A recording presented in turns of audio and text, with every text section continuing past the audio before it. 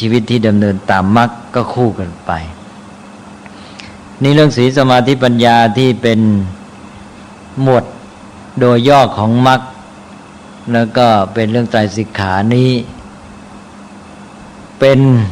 ธรรมะหมวดใหญ่ที่ครอบคลุมการปฏิบัติในพุทธศาสนาทั้งหมดอันนี้สำหรับการปฏิบัติที่เอาจริงเอาจังก็มาเน้นที่พระภิกษุหรือว่าฝ่ายบรรพชิตนี้ในกรณีที่เป็นการปฏิบัติสำหรับคฤหัสถ์พระพุทธเจ้ายังตรัสธรรมะไว้อีกหมวดหนึ่งซึ่งก็คล้ายๆกับศีลสมาธิปัญญามี3 ข้อเหมือนกันแต่ว่ามีความแตกต่างออกไปที่จุดเน้นและชุดนี้ซึ่งมี3 ข้อเหมือนกันเนี่ยสำหรับคฤหัสถ์เราจะได้ยินเสมอเวลาพูดถึงเรื่องของคฤหัสถ์เราจะพูดถึงเรื่องว่าทานศีลภาวนาเนี่ย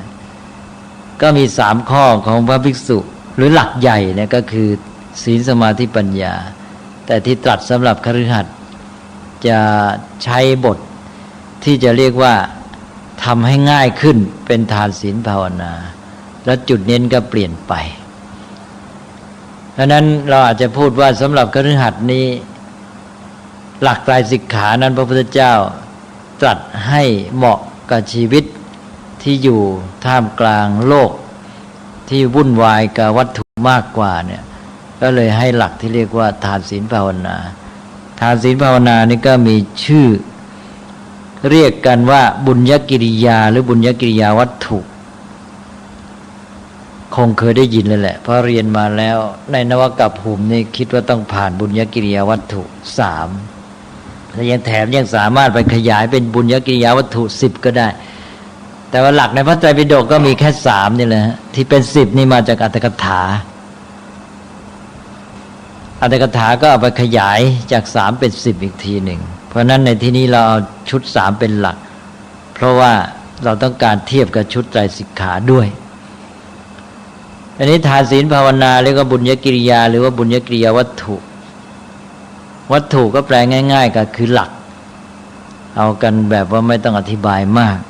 แล้วบุญญกิริยาก็การทำบุญเพราะนั้นบุญญกิริยาวัตถุก็แปลหลักการทำบุญหลักการทำบุญก็มี3 ข้อ1ทาน2ศีล3ภาวนาอันนี้น่าสังเกตว่าพระพุทธเจ้าตรัสที่ให้สังเกตก็คือว่าทานศีลภาวนานี่ในพระไตรปิฎกตอนที่พระพุทธเจ้าตรัสไว้มีคาถาด้วยพระองค์ใช้คำว่าปุญญเมวะโสสิกขยะนะก็แปลได้ว่า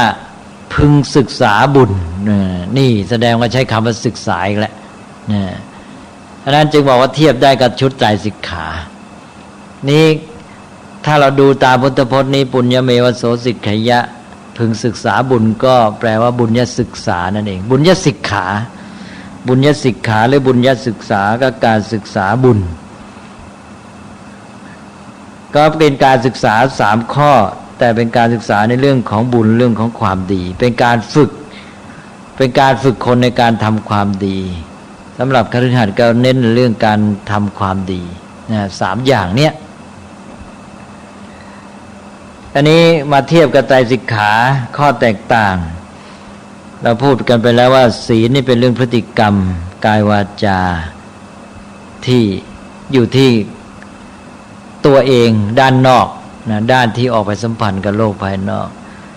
แล้วก็มาสมาธินี่อยู่ข้างในเรื่องจิตใจแล้วก็ปัญญาก็เรื่องข้างในเหมือนกันนะแต่เป็นด้านของความรู้เป็นเรื่องที่ออกมาอยู่กับโลกภายนอกสักข้อหนึ่งคือศีลแล้วเข้าไปอยู่ข้างใน2 ข้อสมาธิปัญญาทีนี้เรามาดูทานศีลภาวนาทานเป็นเรื่องการให้วัตถุสิ่งของก็เป็นเรื่องข้างนอกชัดเลยนะศีลก็มาอยู่ที่ตัวที่ติดต่อกับภายนอกนี่เรียกว่าทานศีล2 ข้อแล้วอยู่ด้านนอก แล้วไปสามภาวนานี่ข้างในภาวนานี่หมายถึงอะไรภาวนานี่ก็การพัฒนาหรือการเจริญหมายถึงเจริญจิตเจริญปัญญาก็คือเป็นด้านของจิตได้แก่สมาธิแล้วก็ปัญญาอยู่ในคำว่าภาวนาก็กลายเป็นว่าของคฤหัสถ์เอาด้าน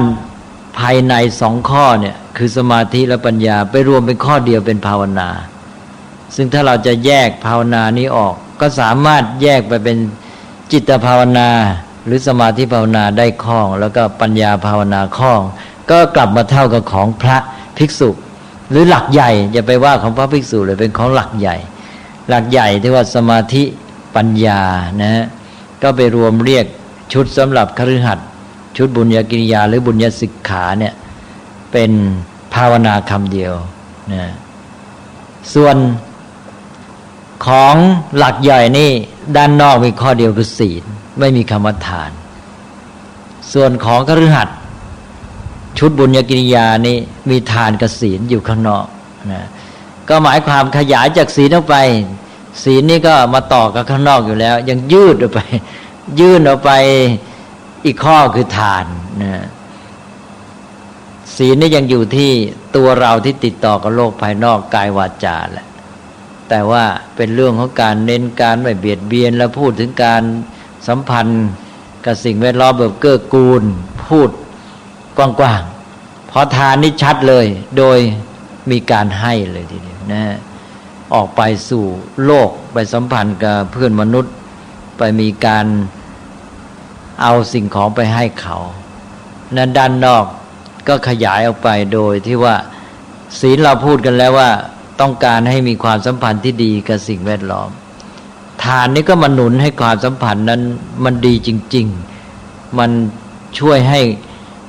การไม่เบียดเบียนกินนี้ได้ผลมากเพราะศีลนี่มันมีความสัมพันธ์กับเพื่อนมนุษย์ด้วยกันในแง่ที่ไม่เบียดเบียนให้เกื้อกูลกันพอทานนี่ก็ออกไปเกื้อกูลเลยทำให้มันหนุนการไม่เบียดเบียนกันให้ได้ผลยิ่งขึ้นนี่เป็นการเทียบนะให้เห็นว่าชุดหลักใหญ่เนี่ยเอาศีลมาอยู่ด้านนอกติดต่อกับโลกภายนอกข้อเดียวแล้วเข้าไปข้างในสองข้อสมาธิปัญญาเรื่องจิตใจกับปัญญาอันนี้เท่ากับว่าในชุดใหญ่เนี่ยศีลเนี่ยก็คือคลุมมาถึงทานไปด้วยคือว่าพฤติกรรมที่มันไม่เบียดเบียนเกื้อหนุนกันแต่ว่าไม่ได้เจาะจงให้ชัดแต่ไปเน้นข้างในเน้นด้านคุณสมบัติเรื่องจิตใจเรื่องปัญญาทีนี้มาชุดบุญญสิกขาหรือบุญญกิริยาไปเน้นข้างนอกสองข้อทานศีลส่วนข้างในนั้นเอาสมาธิปัญญาไปรวมเป็นภาวนาข้อเดียวนะอันนี้ทำไมจึงตรัสอย่างนี้เราก็พูดกันง่ายๆว่าตรัสให้เหมาะสมกับชีวิตของชาวบ้านใช่ไหมเพราะชาวบ้านนั้นเป็นไงล่ะชีวิตของชาวบ้านเนี่ยยุ่งเกี่ยวกับเรื่องวัตถุนี่มากเหลือเกินนะแล้วมันก็เป็นพื้นฐานของชีวิตมนุษย์ทั่วไปที่ว่าคนเรานี่พอเกิดมาอยู่ในโลกมันก็ต้องอาศัยวัตถุเป็นอยู่ต้องอาศัยปัจจัยสี่เริ่มแต่อาหารคนไม่มีอาหารก็อยู่ไม่ได้ฉะนั้นชีวิตก็ต้องดิ้นรนว่าทำไงจะมีอาหารเป็นต้นและปัจจัยอื่นมาเป็นเครื่องที่อาศัยเลี้ยงชีพให้เป็นอยู่ได้อันนี้แต่ละคนก็ต้องดิ้นรนก็หาปัจจัยสี่มาเลี้ยงชีวิตของตนเองมันก็ต้องคิดในเรื่องที่ว่าจะได้จะเอาความคิดนี้ก็จะเน้นไปที่ว่าหาวัตถุเลี้ยงชีพหาอาหารเป็นต้นแต่ละคนนี่ดำเนินชีวิตก็มุ่งจะต้องไปหาอาหารกินเป็นต้นวันๆก็ต้องคิดแต่ว่าจะได้จะเอาจะได้จะเอาต่อมาก็เคยชินสิทีนี้นะพอเคยชินแต่ละคนก็คิดแต่จะได้จะเอาจิตใจก็โน้มเอียงไปในด้านเดียวนอกจากว่าตัวเองจะได้จะเอาแล้วคนอื่นก็จะได้จะเอาก็จะมีการเบียดเบียนซึ่งกันและกันนะแย่งชิงกันนี้พอมีการแย่งชิงกันก็จะเกิดปัญหาความเดือดร้อนและทีนี้ก็มนุษย์นี่ก็มีความสามารถไม่เท่ากันบางคนก็แข็งแรงบางคนก็อ่อนแอบางคนก็มีความสามารถ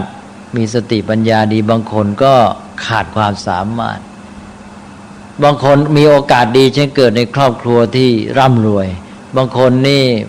ด้อยโอกาสเกิดในถิ่นที่ยากแค้นหรืออยู่ในตระกูลที่ยากจนไม่สม่ำเสมอกัน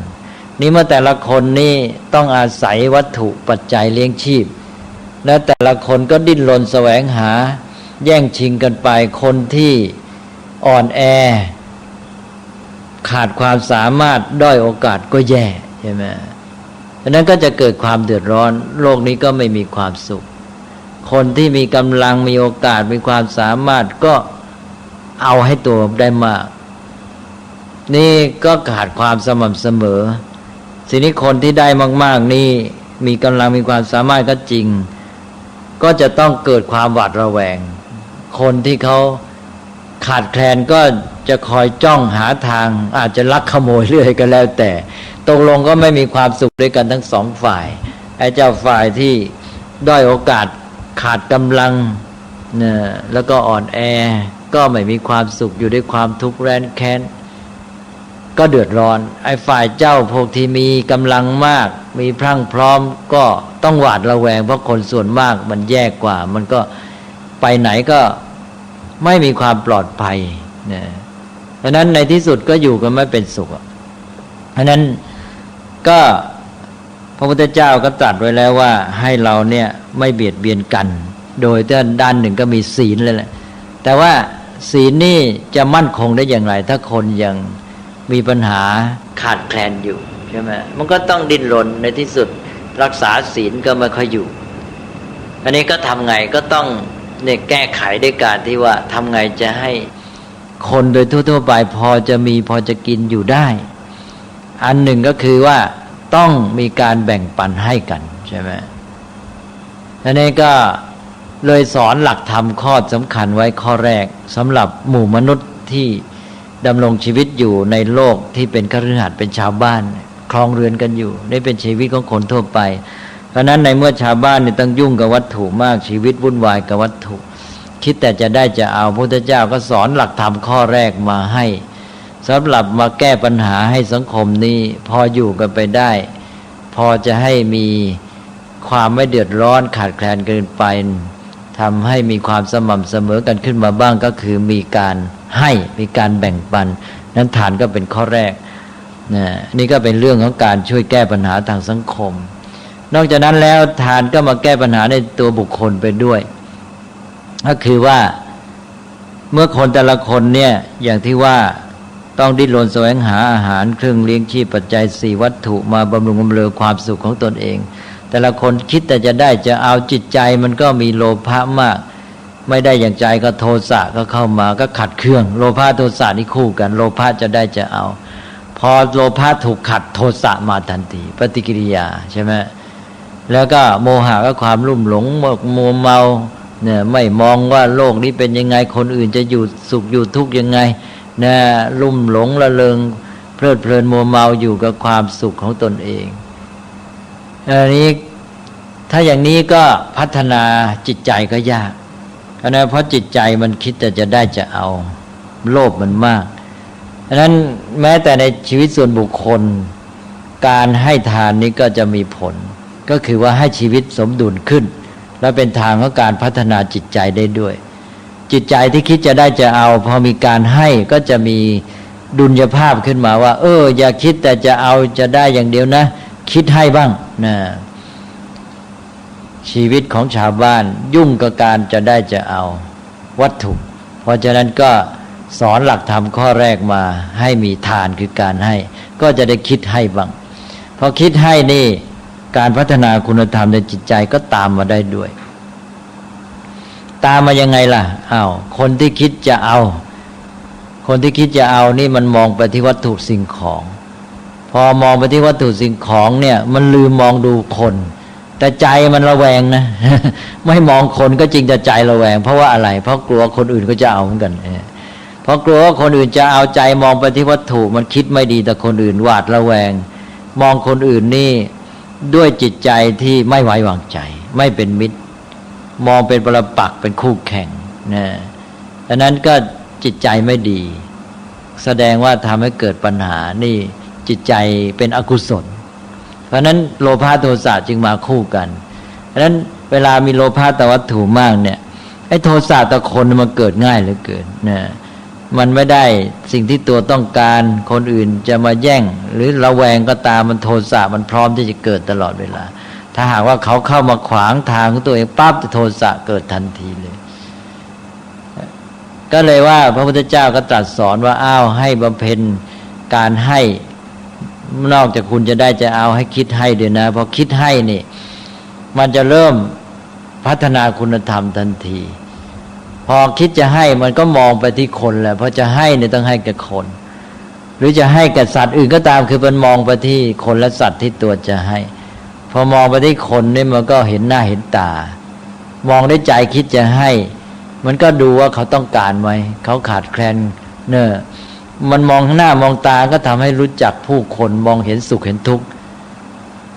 มองว่าคนนี้เขาขาดแคลนคนนี้เขามีความทุกข์พอลองหน้ามองตาเริ่มเข้าใจเพื่อนมนุษย์เห็นความต้องการของเขาพอเห็นความต้องการของเขามองด้วยความคิดจะให้นี่มันรู้สึกทุกข์สุขของผู้อื่นพอมองเห็นสุขของทุกข์ของเขาก็เกิดความเห็นใจความสงสารความกรุณาความเมตตาความเป็นมิตรความกรุณาเห็นใจเขาพลอยหวั่นไหวในทุกข์ของเขานี่ก็เกิดตามมาเลยอันนี้พอเห็นเขาเป็นทุกข์แล้วก็อยากให้เขาเป็นสุขอยากให้เขาพ้นทุกข์พอความอยากอย่างนี้เกิดขึ้นก็อยากจะช่วยเขาพ้นทุกข์นี่ก็ต้องทำให้เขาพ้นทุกข์ทำให้เขาเป็นสุขอันนี้เมื่อเขาเป็นทุกข์เพราะขาดแคลนจะทำไงให้เขาหายทุกข์ก็ต้องให้สิเขาขาดแคลนนี่เอาเขาขาดอาหารก็ให้อาหารเขาขาดเสื้อผ้าก็ให้เสื้อผ้าพอเราไปให้เขานี่เห็นเขาเป็นสุขขึ้นมาก็สมใจเราก็เลยเป็นสุขด้วยคนเราพออยากให้เขาเป็นสุขทำให้เขาเป็นสุขได้ตัวเองก็เป็นสุขด้วยนั้นการให้กลายเป็นความสุขสำหรับคนที่ไม่ได้ฝึกการให้นี่การให้จะเป็นความทุกข์เพราะว่าคิดจะได้จะเอาต้องได้ต้องเอาสำเร็จจึงจะสุขทีนี้ถ้าต้องให้ก็คือสูญเสียจะทุกข์จะฝืนใจใช่ไหมแต่พอเราพัฒนาจิตใจที่จะให้มีเมตตากรุณาความคิดอยากจะให้เกิดขึ้นก็คิดจะทำให้เขาเป็นสุขพอทำให้เขาเป็นสุขได้ตัวเองก็เป็นสุขด้วยการให้กลายเป็นความสุขได้เมื่อคนมีความอยากให้เขาเป็นสุขก็คือเมตตากรุณานั่นเองซึ่งเราจะเห็นได้ในพ่อแม่เนี่ยเป็นตัวอย่างคนที่สามารถมีความสุขจากการให้แต่หมายถึงให้แก่ลูกเพราะว่ารักลูกใช่ไหมรักลูกนี่พอให้กับลูกก็มีความสุขแทนที่ว่าพ่อแม่ให้ไปแล้วตัวเองจะทุกข์เปล่ามีความสุขนะทั้งที่ของนั้นพ่อแม่ก็อยากได้อาหารนั้นก็อยากกินแต่พอลูกอยากกินให้แก่ลูกได้พอให้แก่ลูกตัวเองก็ไม่ทุกข์ตัวเองก็มีความสุขเพราะรักลูก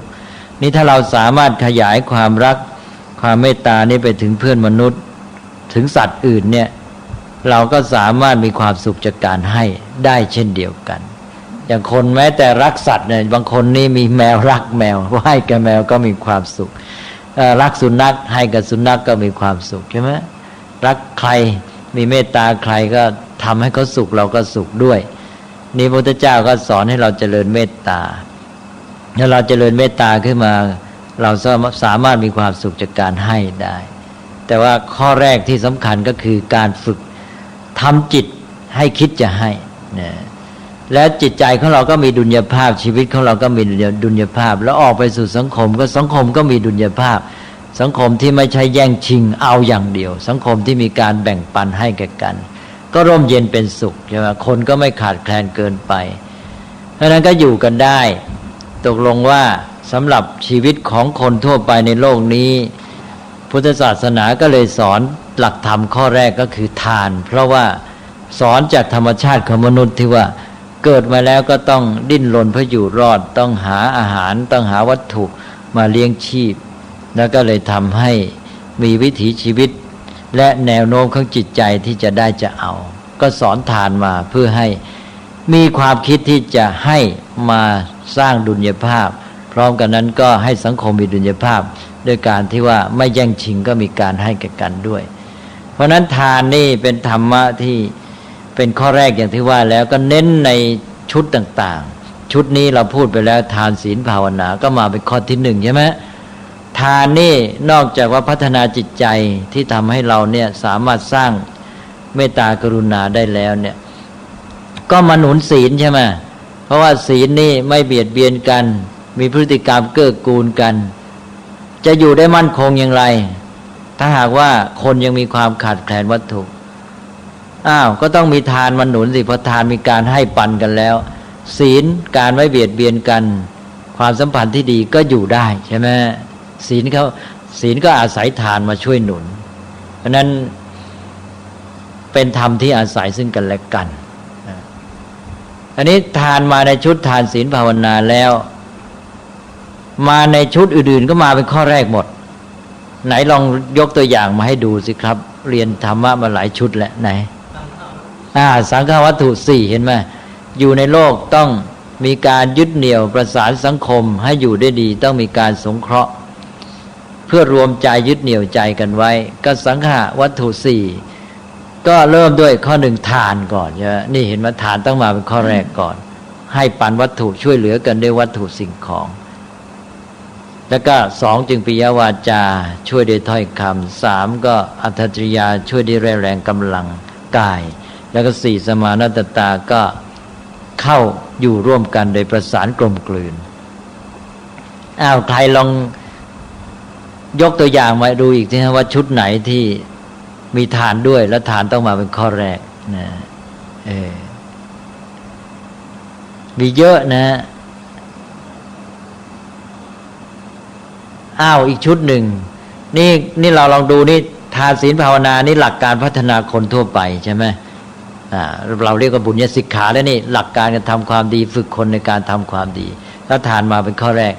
สังฆวัตถุนั่นเป็นชุดที่ให้มนุษย์อยู่ร่วมกันโดยมีความสามัคคีกลมกลืนสำหรับทุกคนจะต้องปฏิบัติก็ทานเป็นข้อแรกต่อไปคนที่จะมาช่วยให้สังคมอยู่ได้ดีนี่ก็คือนักปกครองใช่ไหมนักปกครองก็พระราชาไงก็ทศพิธราชธรรมใช่ไหมทศพิธราชธรรมก็ดูสิอะไรข้อหนึ่งทานอีกใช่ไหมทศพิธราชธรรมก็ต้องข้อหนึ่งทานพระราชาจะมาช่วยสังคมบ้านเมืองประเทศชาติอยู่ร่มเย็นเป็นสุขก็ต้องมีทานก่อนนะทานด้วยพระองค์เองเนี่ยพระราชาเองก็จะต้องมีพระทัยเอื้อเฟื้อเผื่อแผ่แบ่งปันชอบช่วยเหลือราษฎรไม่ใช่เห็นแก่พระองค์เองใช่ไหมเพราะนั้นมาเป็นนักปกครองเดี๋ยวนี้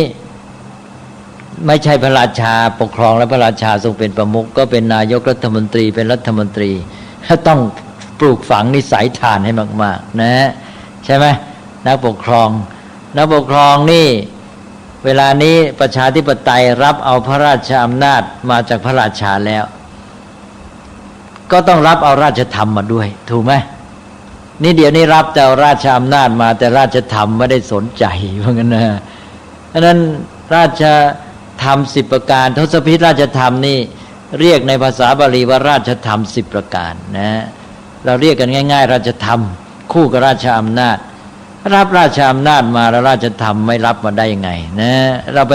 พูดแต่ทศพิธราชธรรมสำหรับพระราชาก็เวลานี้ผู้ปกครองนั่นก็คือพวกคณะรัฐบาลนั้นพวกรัฐบาลนี่จะต้องเอาราชธรรมมาได้ทีนี้ราชธรรมนี่ผู้ปกครองประเทศก็เริ่มข้อหนึ่งก็ทานก่อนใช่ไหมต้องเป็นผู้ที่ให้ปันแบ่งปันนอกจากแบ่งปันด้วยตนเองแล้วก็จัดสรรสังคมนี้ให้มีการแบ่งปันเช่นเฉลี่ยรายได้ให้ทั่วถึงนะมีการ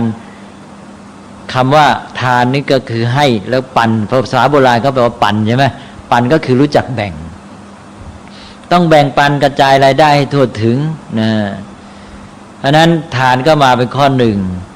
ทีนี้ทศพิธราชธรรมก็ข้ออื่นก็ตามมาทีหลังมีอะไรบ้างล่ะทานังสีลังปริจจาคังอาชวังมัทธวังตะปังอักโกทังอวิหิงสันจะขันตินจะอวิโรธนัง10ข้อใช่ไหมมี1ทานการให้2ศีลนะ3ปริจจาคะการเสียสละนะเสียสละแม้แต่ชีวิตเพื่อประโยชน์สุขแก่ประชาราษฎร์ได้ถ้า นักการเมืองของเรานี่มีปริจาคานี่ ราษฎรอยู่ร่มเย็นเป็นสุขเยอะเลยนะทานก็ดีเยอะแล้วถ้าได้ทานศีลก็ขอให้อย่าไปทุจริตใช่ไหมมีศีลเนี่ยขอให้นักการเมืองของเรามีศีลแล้วก็ปริจาคามีความเสียสละและอะไรต่อไปมัทวังใช่ไหมมีความอ่อนอาชวังความซื่อตรงเนี่ยความซื่อตรงสำคัญมากใช่ไหมแล้วก็มัทวังก็แปลว่าความนุ่มนวลอ่อนโยนมัทวังตะปังหมายความว่าความเพียรพยายามในการปฏิบัติหน้าที่ไม่เห็นแก่การบำรุงบำเรอความสุขยอมอดหลับอดนอนช่วยเหลือราษฎรได้เนี่ยตบะนี่สำคัญมากคือเป็นอยู่อย่างไม่เห็นแก่ความสุขสะดวกสบายส่วนตัวไม่มีชีวิตแห่งการบำรุงบำเรอไม่หลงละเลงมัวเมาตบะตั้งใจบำเพ็ญกิจหน้าที่อโกทังไม่กลิ้วโกรธนะไม่เกลี้ยวกล่อมอวิหิงสัญจะไม่ข่มเหงราษฎรขันตินจะก็แปลว่าอดทนอวิโรธนังแปลว่าไม่คลาดธรรมไม่ประพฤติผิดจากธรรมะทั้งนีติธรรมกฎหมายระเบียบแบบแผนทั้งประเวณีธรรมแล้วก็ทั้งศีลธรรมธรรมะทุกอย่างไม่คลาดธรรมไม่ประพฤติผิดจากธรรมแต่แปลว่าข้อแรกก็คือทานก่อนเห็นไหมนี่หลักธรรมที่เกี่ยวกับชีวิตของชาวบ้านเนี่ยแม้แต่เป็นผู้ปกครองประเทศก็ต้องเริ่มได้ทานก่อนเสร็จแล้วจะมา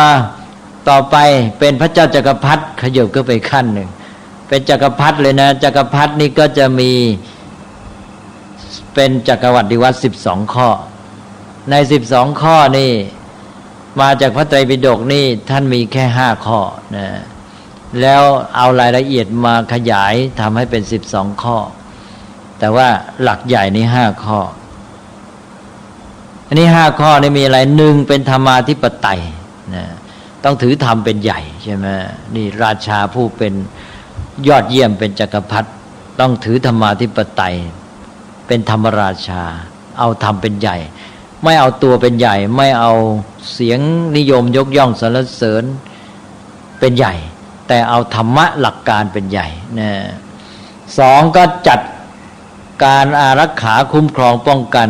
ประชาราษฎร์ทุกหมู่เหล่าโดยธรรมนะหมายความมาให้ความเป็นธรรม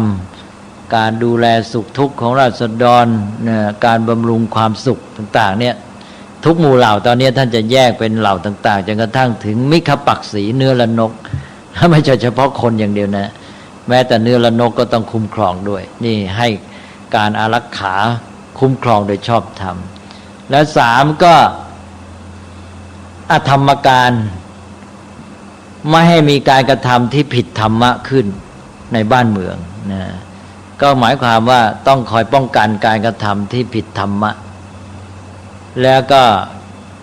เรื่องของอาชญากรรมต่างๆต้องพยายามกำราบปราบปรามป้องกันไม่ให้เกิดให้มีขึ้น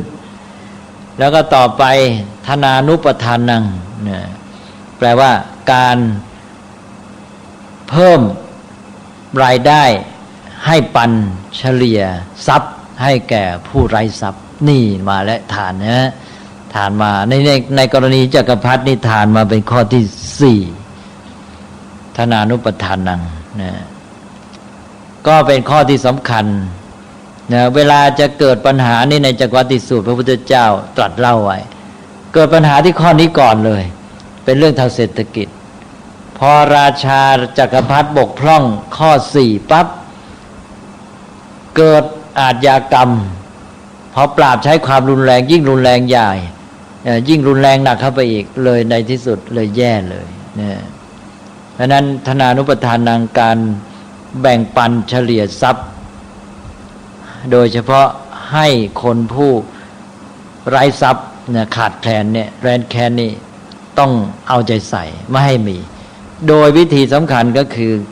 การส่งเสริมอาชีพไม่ใช่ว่าไปโมแต่จะให้ทรัพย์อยู่นะเดี๋ยวกลายเป็นว่าไม่ได้เรื่องนะวิธีการที่จะช่วยให้ทรัพย์แก่ประชาราษฎร์สำคัญก็คือการส่งเสริมอาชีพให้เขามีช่องทางทำมาหากินนะเพราะในนี้ข้อนี้เรียกว่าธนานุปทานนังเพราะนั้นการ เรื่องทานก็มาเป็นหลักธรรมสำคัญสำหรับชาวบ้านทั้งหมดในนักปกครองนะแล้วก็ข้อสุดท้ายสมณะพราหมณปริปุจฉาแล้วการสอบถามปัญหากับสมณะพราหมณ์นะครับว่าบรรพชิตพระสงฆ์ที่มีสติปัญญาประพฤติอยู่ในธรรมวินัยประพฤติดีปฏิบัติชอบมีความไม่ประมาทราชาจักรพรรดิจะเข้าไปสอบถามปัญหาว่าอะไรดีอะไรชั่วนะแล้วก็อะไรควรประพฤติไม่ควรประพฤติมีปัญหาข้อสงสัยก็ไปสอบถามแสวงปัญญาไม่ใช่ถือตนว่าเป็นผู้มีปัญญาเยี่ยมยอดสูงสุดแล้วก็เลยไม่ปรึกษาใครใช่ไหมก็มี5ข้อเนี่ยสมณะมี5ข้อสำหรับจักรวรรดิวัตรข้อปฏิบัติของพระเจ้าจักรพรรดินะก็เป็นอันว่าทานนี่ก็มาเป็นข้อสำคัญข้อหนึ่งขออภัยเป็นข้อที่4นะคือหมายความเป็น1ใน5ข้อนั้นและทีนี้มาเป็นจะเป็นพระพุทธเจ้าก็เอาอีกนะแม้แต่จะเป็นพระพุทธเจ้าก็ต้องบำเพ็ญบารมีโดยมีทานบารมีเป็นข้อ1อีกใช่ไหมบารมี10มีอะไรทานศีลเนกขัมมะปัญญาวิริยะขันติสัจจะอธิษฐานเมตตาอุเบกขาบารมี10ที่ผู้ต้องการจะเป็นพระพุทธเจ้าจะต้องบำเพ็ญ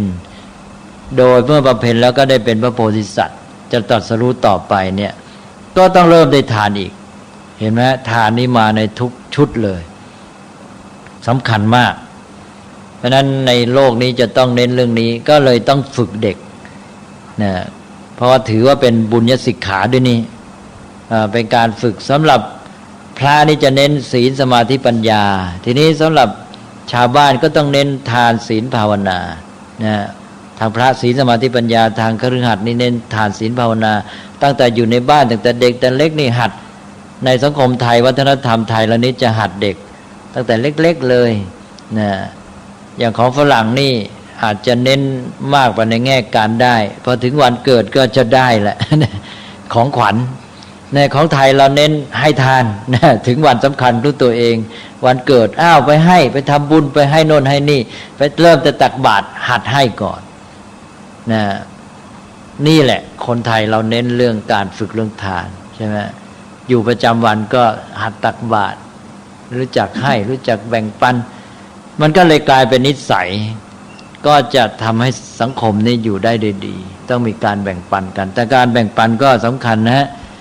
ก็ต้องระวังอย่าให้โดยที่ว่าทำให้คนนี่เสียนิสัยแล้วกลายเป็นคนที่หวังพึ่งคนอื่นไม่กระตือรือร้นขนขวายซึ่งก็ไปเข้าชุดพรหมวิหาร4อีกนะต้องให้ด้วยเหตุผลให้ความช่วยเหลือตามเหตุตามผลไม่ให้ละเมิดธรรมเสียธรรมแม้แต่ให้กับลูกก็ต้องให้โดยมีเหตุดีผลนะให้เพื่อจะให้ลูกนี้ได้มีนิสัยในการที่ว่าทราบซึ้งในคุณธรรมไมตรีจิตในความดีงามต่อกันในความมีน้ำใจต่อกันระหว่างมนุษย์แต่ก็ต้องไม่ให้เสียนิสัยในการที่ว่าทำให้กลายเป็นคนขาดความรับผิดชอบแล้วก็มุ่งแต่หวังพึ่งคนอื่นก็จะผิดต้องมีอุเบกขาด้วยให้โดยสมเหตุสมผลให้เป็นฐานในการที่จะทำให้เขาเนี่ยได้ไปทำสิ่งที่ดีงามเป็นการสนับสนุนการทำความดียิ่งขึ้นไปก็ไปอ่านว่าเรื่องทานนี้ก็เป็นธรรมะที่สำคัญนี่ถ้าหากว่าเราฝึกเรื่องนี้ได้นะมันก็จะไปรับกับที่พูดมานะว่าคนเรานี่เกิดมาถ้าไม่มีการศึกษามันใช้ตาหูจมูกลิ้นกายใจเพื่อเสพใช่ไหมตาดูหูฟังมุ่งเสพหมดหาความสุขให้กับตัวเองสนองตัณหานี่มนุษย์ที่ไม่ได้มีการศึกษาไม่พัฒนาก็เป็นนักเสพใช่ไหมหาความสุขจากการเสพพอเราพัฒนามาอย่างธรรมะที่พูดไปแล้วนี่ผ่านไปหมดแล้วเราก็จะให้เป็นนักเรียนนักศึกษาใช่ไหมพอเป็นนักศึกษาก็เริ่มมีความสุขจากการเรียนรู้มีความสุขจากการสนองความใฝ่รู้นี่พัฒนาขึ้นมาขั้นหนึ่งแล้วใช่ไหมทีนี้ต่อมาก็มีความใฝ่ดีนะในฉันทานั่นเองแหละมีความใฝ่ดีก็อยากสร้างสรรค์อยากทำให้มันดีก็มีความสุขจากการสร้างสรรค์นะเป็นนักสร้างสรรค์แล้วก็มีความสุขจากการสร้างสรรค์ขยับขึ้นมาแล้วนะ เริ่มจากนักเสพมีความสุขจากการเสพพวกนี้ต้องแย่งชิงแล้วก็ไม่ไปอันทำอะไรละมัวเมาอันนี้มาเป็นนักศึกษาก็มีความสุขจากการสนองความใฝ่รู้นะต่อมาเป็นนักสร้างสรรค์มีความสุขจากการกระทำการสร้างสรรค์ทำสิ่งทั้งหลายให้ดีงามทีนี้ต่อมาก็เป็นนักให้นะใช่ไหมนี่ทานมาแล้วพอเป็นนักให้ก็มีความสุขจากการให้ด้วยนี่มนุษย์จะพัฒนาไปเยอะเลยใช่ไหมนี่ในสังคมปัจจุบันเนี่ยเราไม่ค่อยได้คำนึงเหล่านี้มันไปสนับสนุนแต่เรื่องความเป็นนักเสพท่าเดียวใช่ไหมให้หาความสุขจากการเสพตัวเองก็ไม่พัฒนานะไม่สามารถมีความสุขอย่างอื่นขึ้นมาเลยความสุขก็จมอยู่กับการเสพวัตถุปัจจัยสี่ธรรมดามันรุนแรงไม่พอก็ไปเสพติดยาเลยแล้วนอกจากนั้นก็ทำให้มีการแย่งชิงกันนะในสังคมสร้างความเดือดร้อนทีนี้ถ้ามีการศึกษาเนี่ยมันก็จะต้องพัฒนาจากการเป็นนักเสพมาสู่การเป็นนักศึกษาเป็นนักสร้างสรรค์แล้วเป็นนักให้ใช่ไหมพอเป็นนักให้เนี่ยมันให้วัตถุแล้วมันก็ให้ความสุขกับคนอื่นได้ด้วยไม่ใช่เป็นนักหาความสุขจะเป็นนักให้ความสุขถ้าเราสามารถทำคนให้มีความสุขจากการให้ได้ด้วยแล้วเป็นนักให้ความสุขแก่ผู้อื่นชีวิตนี้ก็จะเจริญงอกงามสังคมก็จะร่มเย็นเป็นสุขปัจจุบันนี้ที่เป็นปัญหามากก็คือว่าโลกนี้มันเอียงไปข้างเดียวหมดเลยให้คนนี่เน้นเสริมย้ำสัญชาตญาณกิเลสเดิมในการแสวงหาแย่งชิงเพื่อเสพเป็นนักเสพแล้วก็การศึกษาก็มาหนุนว่าพัฒนาความสามารถในการหาสิ่งเสพใช่ไหมนะแล้วก็มาใช้ระบบแข่งขันแย่งชิงหาผลประโยชน์ก็แย่งกันอีกนะแย่งชิงเสพกันอีกแล้วก็ยุ่งกับเดือดร้อนแน่นอนนั้นจะแก้ปัญหาอะไรล่ะในเมื่อไม่ละอะไรหมดระบบในสังคมนี้ไม่ว่าเป็นการศึกษาไม่ว่าเป็นระบบเศรษฐกิจระบบอะไรต่างๆแม้แต่การเมืองยังพลอยเป็นระบบของการแย่งชิงหมดเลยใช่ไหมดังนั้นมันจะไปแก้ปัญหาของโลกทำให้สังคมร่มเย็นได้ยังไงนั่นก็เอาเป็นว่าเราได้มาเรียนธรรมะนี่ก็เป็นการพัฒนามนุษย์มองอะไรต่ออะไรเป็นศึกษาหมดใช่ไหมฝึกคนหมดแม้แต่ทานนี่ก็เป็นบุญญสิกขาพอได้ฝึกเรื่องทานแล้วก็ฝึกศีลใช่ไหมศีลก็สำหรับคฤหัสถ์ในการสัมพันธ์กับเพื่อนมนุษย์ก็เน้นเรื่องศีลห้าที่จริงนะท่านเรียกว่าสิกขาบทห้านะฮะเรามาเรียกภาษาชาวบ้านว่าศีลห้าสิกขาบทห้าก็ให้ฝึกในการที่ว่าอยู่ร่วมกับเขาได้ดีอย่าไปละเมิดทำร้ายชีวิตร่างกายเขาอย่าไปละเมิดทรัพย์สินเขาในเรื่องกรรมสิทธิผู้อื่นแล้วก็ไม่ละเมิดคู่ครองเขาไม่ละเมิดในเรื่องวาจาที่จะหลอกลวงทำลายผลประโยชน์ของผู้อื่นได้วาจาเท็จหลอกลวงเป็นต้นแล้วก็แถมเข้าไปก็คือว่าไม่ไปก่อความรู้สึกคุกคามความมั่นคงปลอดภัยผู้อื่นด้วยการที่ไปเมาหรือว่าขาดสติเพราะยาเสพติดศีลข้อห้าหรือสิกขาบทข้อที่ห้าสุรานี่ก็เป็นศีลที่เกี่ยวกับสังคมนะฮะเราไปดูว่าพอดื่มสุรายาเสพติดมันก็ทำลายสติของตนเองอันนี้มันเป็นเรื่องภายในแต่ว่าสิกขาบทศีลห้านี่เป็นเรื่องมุ่งในแง่สังคมมุ่งในแง่สังคมก็เป็นยังไงล่ะศีลข้อหนึ่งชัดใช่ไหมไม่เบียดเบียนทำร้ายผู้อื่นชีวิตร่างกายข้อสองกรรมสิทธิ์ของเขาข้อสามคู่ครองของเขาข้อสี่ไม่ทำลายผลประโยชน์ของเขาได้วาจาเท็จหลอกลวงข้อห้าพอเมาขาดสตินี่คนที่เสียสติเป็นคนที่ไว้ใจไม่ได้ เริ่มตั้งแต่ว่า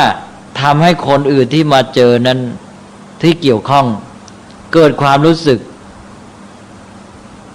สูญเสียความรู้สึกมั่นคงปลอดภัยทันทีเลยนะถ้าเจอกับคนเมาเหล้าหรือคนติดยาเสพติดเนี่ยยกตัวอย่างเช่นว่าเห็นรถคันที่สวนมานี่คนขับเมาเหล้าเท่านั้นแหละใจเสียเลยเชื่อไหมไอ้รถคันที่ขับไปเนี่ยสวนกันนี่ไม่แน่ใจแล้วเกิดดีไม่ดีมันอาจจะชนเข้า ใช่ไหมเพราะมันไม่มีสติเมาหรือว่าสงสัยว่ารถที่แล่นมา10 ล้อสวนมาเยอะๆนะมีกินยามาบ้างเปล่าใจไม่ดีเลยใช่ไหมเนี่ยคนที่ติดยาเสพติดเนี่ยเป็นผู้สร้างความรู้สึกไม่มั่นคงปลอดภัยแก่ผู้อื่นหรือแก่สังคมเพราะฉะนั้นเป็นผู้คุกคามต่อความปลอดภัยและสวัสดิภาพของสังคมทันทีในเมื่อติดยาเสพติดดังนั้นจึงมีผลต่อสังคมใช่ไหมแล้วเขาจะทำการละเมิดศีลข้อไหนก็ได้ทั้งนั้นอันนี้คือเรื่องศีล5เป็นความหมายต่อสังคมในแง่ที่เป็นเรื่องตัวเองนั้นก็เสียทั้งนั้นแหละทุกข้อแต่นี้บางทีเราไม่นึกเรานึกว่าข้อ5เป็นเรื่องตัวเองเปล่าที่จริงข้อ5ในแง่สังคมเหมือนกันนะเอาละครับก็พัฒนาเรื่องทานพัฒนาเรื่องศีลนะแล้วก็พัฒนาเรื่องภาวนามารวมกันทั้งจิตใจและปัญญาในเรื่องจิตใจและปัญญาด้านในเนี่ยนะถ้าพูดรวมกันในคำว่าภาวนาเนี่ยพระพุทธเจ้าจะเน้นสำหรับคฤหัสถ์ก็เน้นที่ข้อเมตตาก่อนก็หมายความว่าเน้นธรรมะในแง่ที่อยู่ร่วมกันในสังคมทานก็เรื่องการให้ต่อกันอยู่ร่วมสังคมศีลไม่เบียดเบียนกันมีพฤติกรรมเกื้อกูลต่อกันแล้วก็ภาวนาก็เน้นเมตตาภาวนาการที่เจริญเมตตาการสร้างความเป็นมิตรไมตรีอยู่ร่วมกับผู้อื่นได้ดีนะแล้วต่อจากนั้นพอได้ฐานอันนี้แล้วสังคมร่มเย็นเป็นสุขก็เอื้อต่อการที่แต่ละคนจะได้พัฒนาชีวิตของตนตามไตรสิกขาอันนี้ก็เข้าไตรสิกขาแท้เลยนะก็สร้างพื้นฐานให้ดีเพราะนั้นทานศีลภาวนานี่ก็มุ่งเพื่อสร้างความร่มเย็นเป็นสุขในสังคมหรือสร้างสังคมที่มีสันติสุขด้วยการพัฒนาคนแต่ละคนให้มาเป็นส่วนร่วมเป็นสมาชิกที่ดีของสังคมนะก็ได้ความแล้วนะฮะเรื่องทานศีลภาวนาก็เห็นจะพอสมควรกับเวลาก็ถือว่าเป็นส่วนขยายออกมาจากชุดไตรสิกขานะไตรสิกขาเป็นหลักใหญ่แล้วมาเน้นคฤหัสถ์มาเน้นด้านนอกเน้นด้านวัตถุมากหน่อยก็ทวนอีกทีว่าทานนี่ทำความดีด้วยสิ่งนอกตัวใช่ไหมวัตถุสิ่งของพอมาศีลก็ที่ตัวแล้วนะกายวาจาของตัวแล้วพอภาวนาก็เข้าไปในตัว3 ชั้นแล้วถ้าเป็นชุดไตรสิกขาศีลสมาธิปัญญาก็เริ่มที่ตัวแล้วก็เข้าไปในตัว2 ชั้นไปด้านจิตใจแล้วก็ขยับไปด้านระดับปัญญาก็ชีวิตของชาวบ้านถ้าหากว่าเรามาพัฒนาเน้นเรื่องนี้กันก็จะเป็นประโยชน์มากเวลานี้เราไปมองทานศีลภาวนาในแง่ของการไปวัดวาอารามไปทำบุญทำกุศลไปทานก็หมายถึงก็ไปเอาของไปถวายพระอย่างเดียวไม่นึกถึงการฝึกกันในชีวิตประจำวันใช่ไหมเริ่มตั้งแต่ในครอบครัวอันนั้นมันก็อาจจะทำให้ธรรมะนี่มีความหมายคับแคบเกินไปนะอะไรครับจะถามนิดเดียวนิมนต์สงสัยเหลือเกินเขาบอกแล้วบอกมาในพระไตรปิฎกด้วยให้ทานต่อสัตว์เดรัจฉาน100 ครั้งนะสู้ให้ทานต่อคนไม่มีศีลเลยสักตัวก็ไม่ได้นะได้ให้ทานต่อคนไม่ให้ทานให้ทานแก่คนไม่ให้ทานแก่คนที่ไม่มีศีลสัก100 ครั้งสู้ให้ทานแก่คนที่มีศีล5ก็ไม่ได้ตามลำดับเลยนะต้องศีล8ศีล10ก็นั่นศีล227กระทั่งเป็นพระโสดาสกิทาคานาคามีทั้งพระอรหันต์กระทั่งว่าพระปัจเจกพุทธเจ้ากระทั่งพุทธเจ้าทำต่อพระเจ้า100 ครั้งยังไม่เท่ากับสังฆทาน1 ครั้งเลยมาในพระไตรปิฎกด้วยสังฆทานนี่หมายถึงว่ามีพระพุทธเจ้าเป็นประมุขได้ข้าวก็ใช่สินะพระพุทธเจ้าจัดเลยนะอย่างนี้นะ100 ครั้งแก่สัตว์ดิรัจฉานก็มีผลน้อยกว่าให้แก่มนุษย์แม้ไม่มีศีลและให้แก่มนุษย์ที่ไม่มีศีลทุศีลก็มีผลน้อยกว่าให้มนุษย์ให้แก่มนุษย์ที่มีศีลแล้วก็ให้แก่มนุษย์ที่มีศีลก็ว่าเป็นลำดับขึ้นไปนั่นที่เขาว่ากันให้มึงกินให้หมากินดีสักว่า ให้ทานแต่ตอนเล่นหมาลูกนี้ได้แล้วแต่ว่ามันยังมีข้อรายละเอียดได้อีกเช่นเจตนาเป็นต้นเจตนาก็เป็นองค์ประกอบในเรื่องของการให้ทานมีผลสัตว์เดรัจฉานมันฆ่าของมาไม่ฆ่ามาที่พระอยากจะได้ไก่ที่หมาฆ่าไก่ก็ไล่หมาจะตีมาตอนนี้หมามันก็หนีไปนะ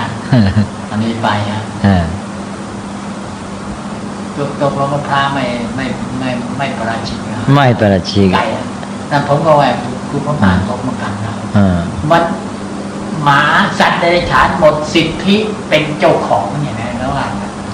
ในวินัยเรียนกันไม่ใช่คือการยึดถืออันนี้เป็นเรื่องของสังคมมนุษย์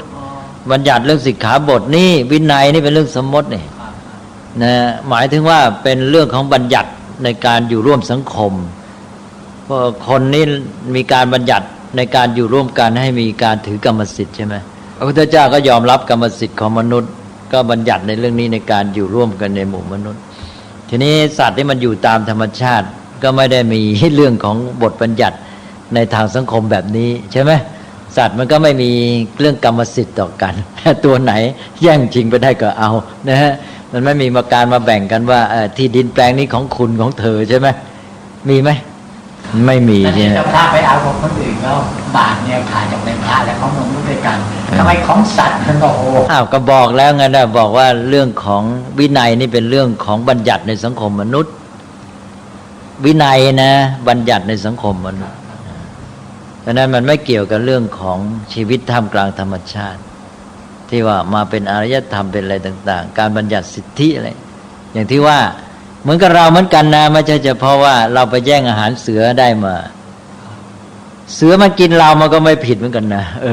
ใช่ไหม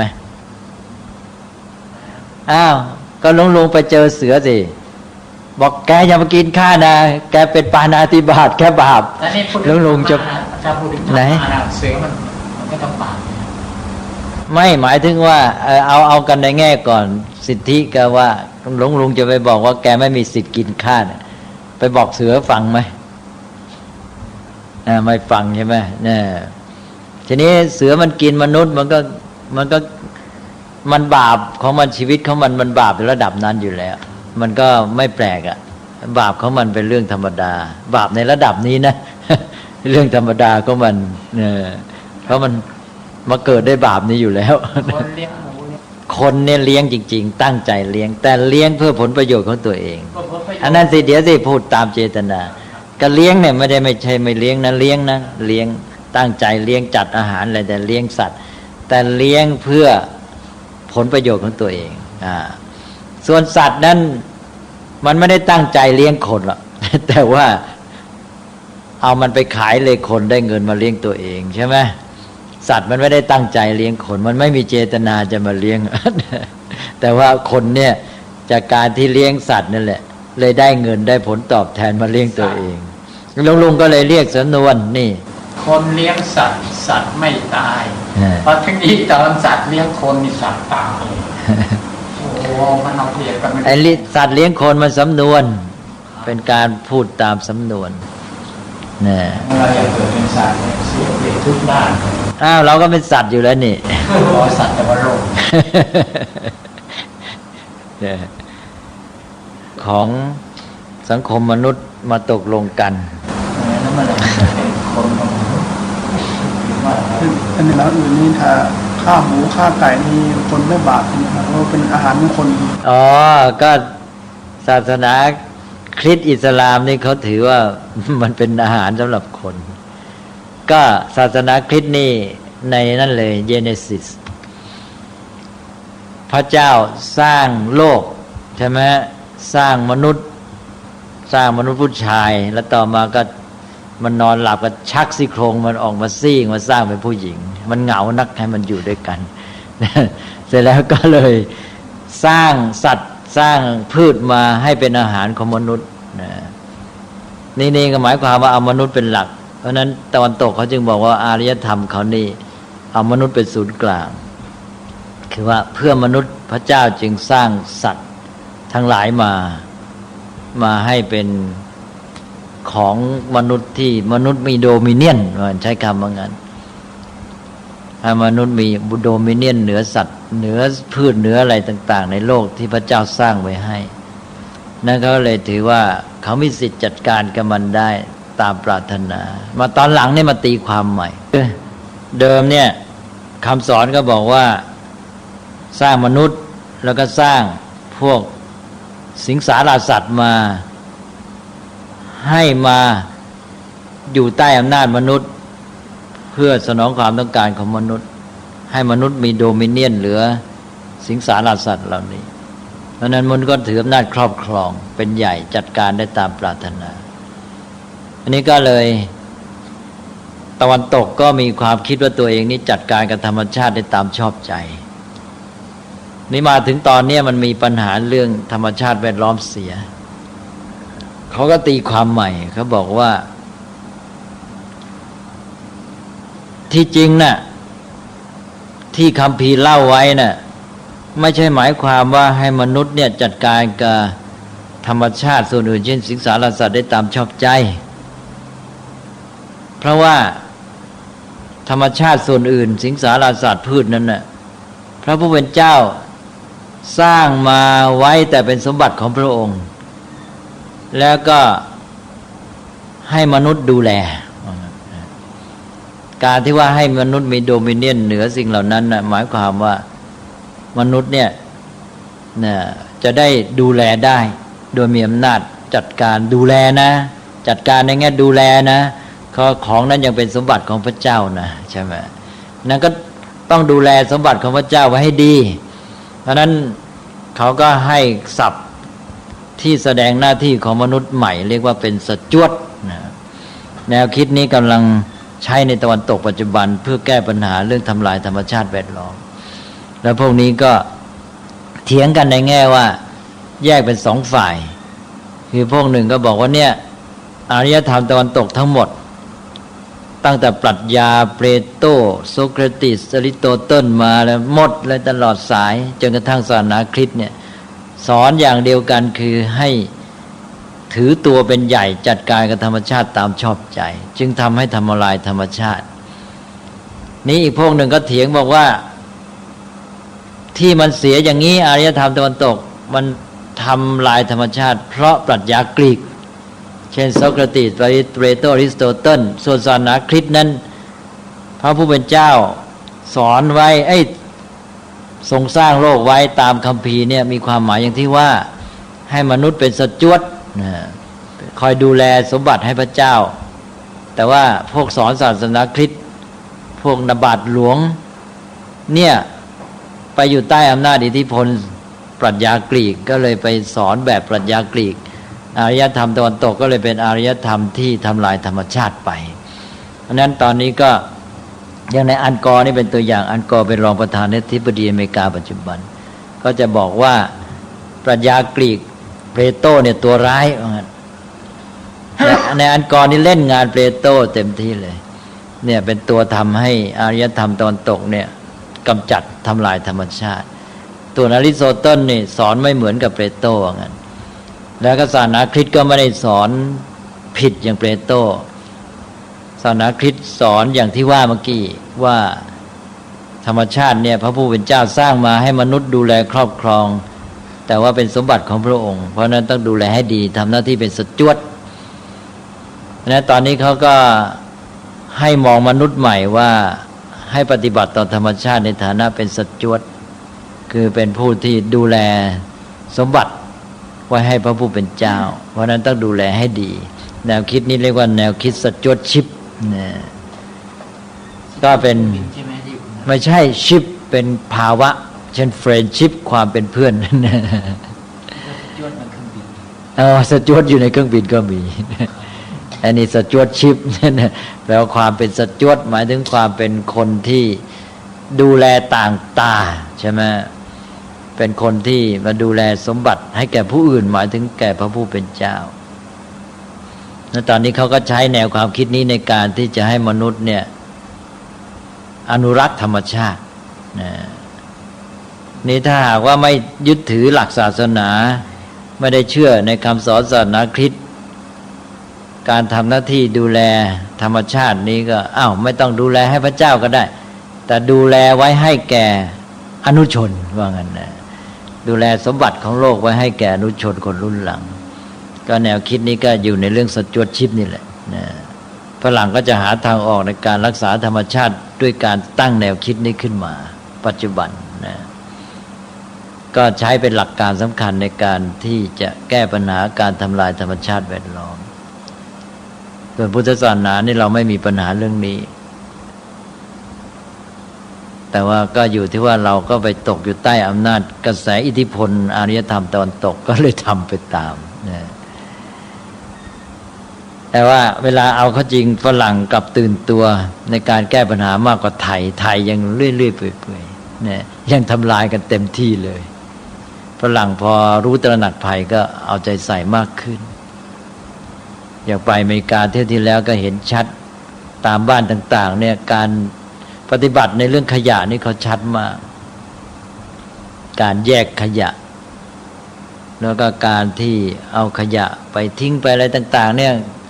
นะแม้แต่มีการบริจาคขยะใช่ไหมเนี่ยเอาขยะไปให้ที่เขามีจัดไว้แล้วก็จะมีคนมารับเอาไปเพื่อจะไปใช้หาเงินหาทองได้กลายเป็นเรื่องของการช่วยเหลือสงเคราะห์กันในสังคมก็พื้นฐานฝรั่งเขาก็มีดีของเขาอยู่หลายอย่างซึ่งเราจะต้องยอมรับนะแต่ว่าเขาเช่นว่าการที่ว่าตั้งอยู่ในวินัยของเขาก็รากฐานเขาก็มั่นกว่าเราใช่ไหม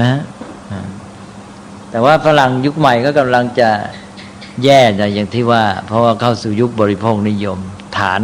ที่สร้างมาเก่านี่ยังฝังลึกยังช่วยเขาได้เยอะแต่ว่าคนรุ่นใหม่ก็กำลังจะแย่เวลามันเสื่อมก็เสื่อมโดยอัตราเปรียบเทียบกันนะว่าไหวเหมือนกันในการที่คนรุ่นใหม่นี้สูญเสียความเข้มแข็งของจิตใจความขยันหมั่นเพียรค่อยๆหมดไปกลายเป็นคนสำรวยหยิบโยงอย่างที่ว่าเนี่ย